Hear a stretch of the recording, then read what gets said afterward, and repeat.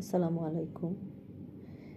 এই ভিডিওটি আমি করছি একটি অনুকরণীয় সবার জন্য এবং মেমোরি হিসেবে রেখে দেওয়ার জন্য।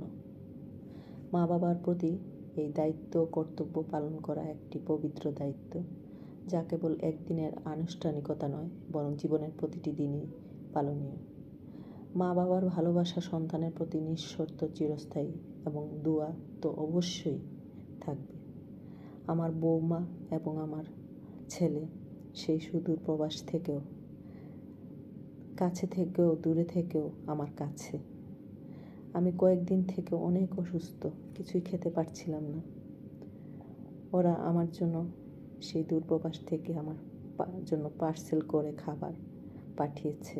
তো কয়েকদিন তো আমি খেতে পারছিলাম না, তো ভিডিও করা হচ্ছিল না। পরে ভাবলাম এই ভিডিওটা করে রাখি, সবাই দেখবে।